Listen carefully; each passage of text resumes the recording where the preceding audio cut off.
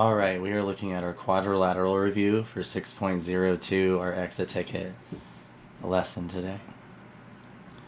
So the objective is to simply review and prove the properties of parallelograms. Specifically, you're going to be reviewing quadrilaterals, reviewing parallelograms, practice problems, review rectangles specifically, and then practice problems, and then you have your exit ticket assignment.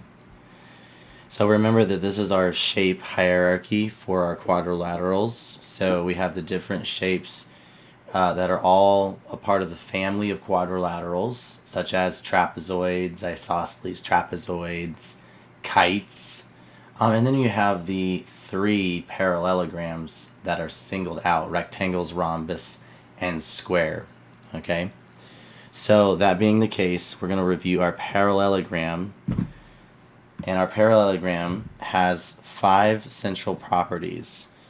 And the 5 properties have been outlined throughout the lessons of the unit previous, where we discussed rectangles, where we discussed a rhombus, where we discussed a square. The first property is perhaps the most significant, because that's what defines a parallelogram. When you have 2 pairs of opposite sides that are parallel, that's what a parallelogram actually is.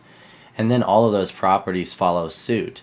The opposite sides are congruent, the opposite angles are congruent, your consecutive interior angles are supplementary, same side interior, right? So we have B and C, and you have B and A and D, D and C.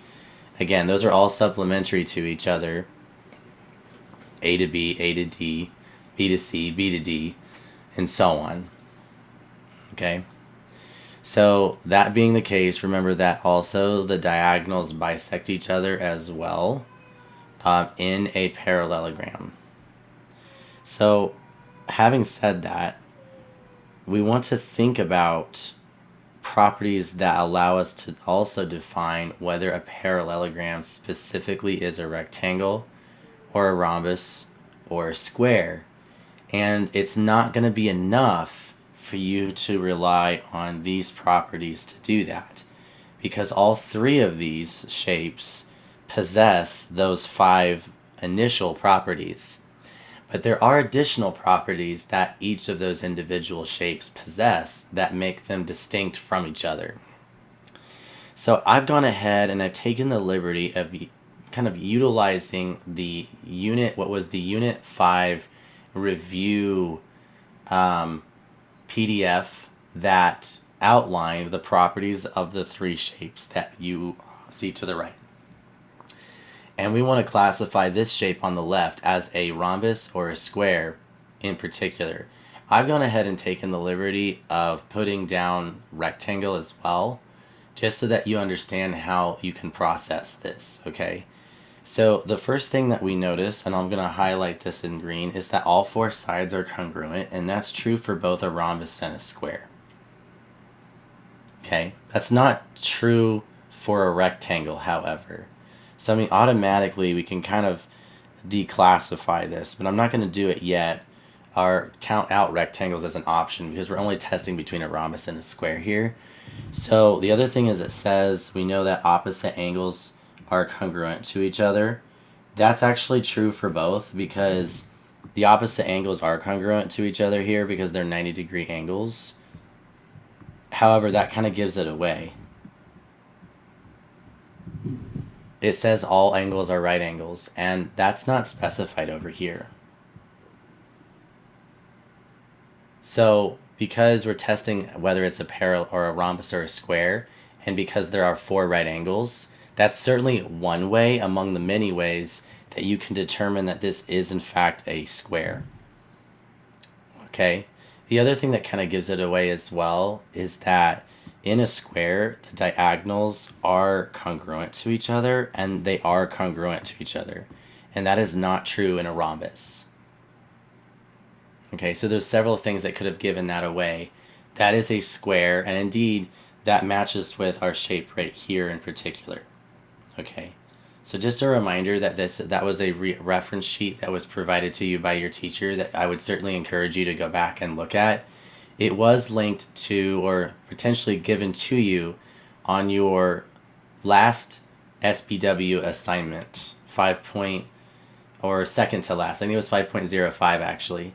So it's a great resource to have because it outlines those properties nice and neat. And I'm just kind of showing you like what are the properties that a square is supposed to possess, what are the properties that a rhombus is supposed to possess. That's how you classify.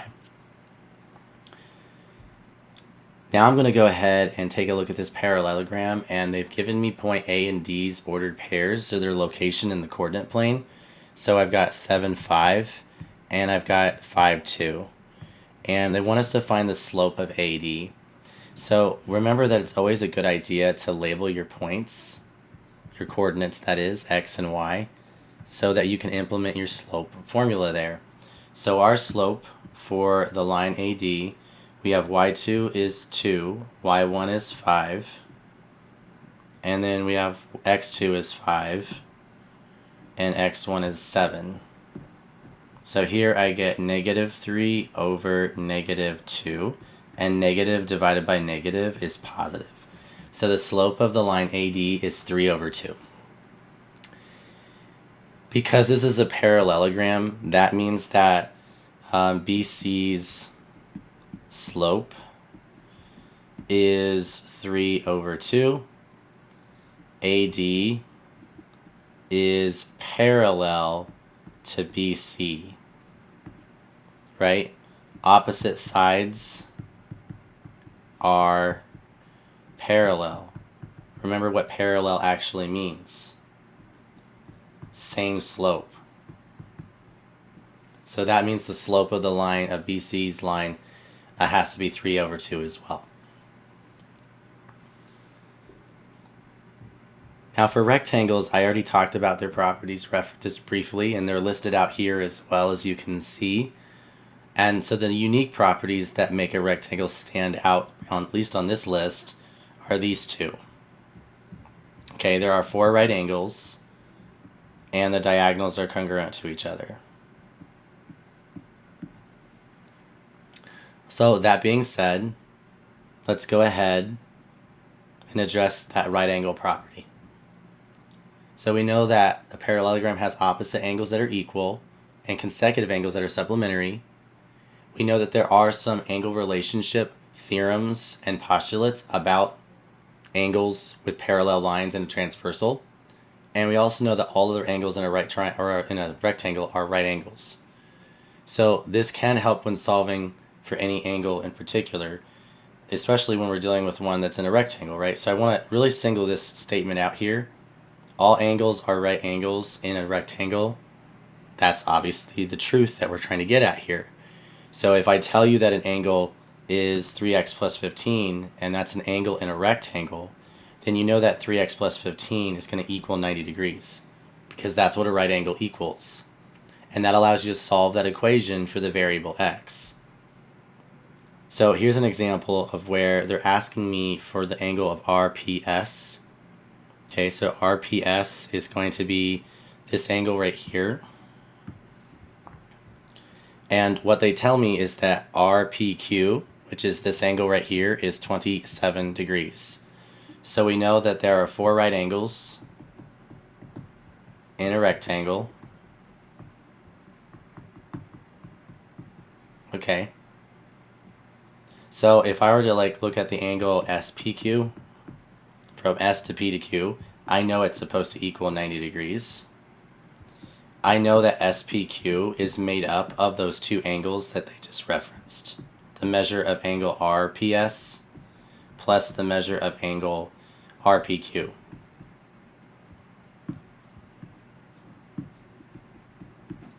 I'm just kind of showing you how they're together ultimately, right? Because we know in totality, this is a right angle right here. That means the entire angle is 90 degrees. So if I want to solve for the measure of RPS, I know that it's going to equal 90 degrees minus 27 degrees. So I know that it's going to equal 63 degrees. I have 27 degrees, so this angle has to be 63 degrees so that the entire angle is equal to 90. Okay, so that right there is using our knowledge of the total value of that angle at that corner of that rectangle. And because they tell me it's a rectangle, that gives it away. That tells me that property that I can then invoke. Another problem you might encounter is here's a rectangle and they're asking us to identify the value of x with angle E being represented as 6x plus 27. So that means we know the measure of angle E is equal to 90 degrees because it's the corner of a rectangle. So therefore 6x plus 27 is equal to 90 degrees. So I have an algebraic equation and I'm subtracting 27 on both sides. And I end up with 63. 6x equals 63. And then I can divide by 6.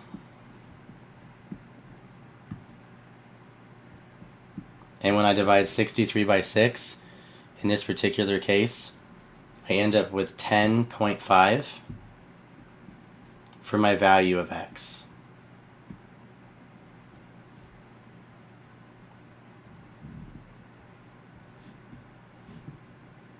And that's it. This is your exit ticket for this review assignment.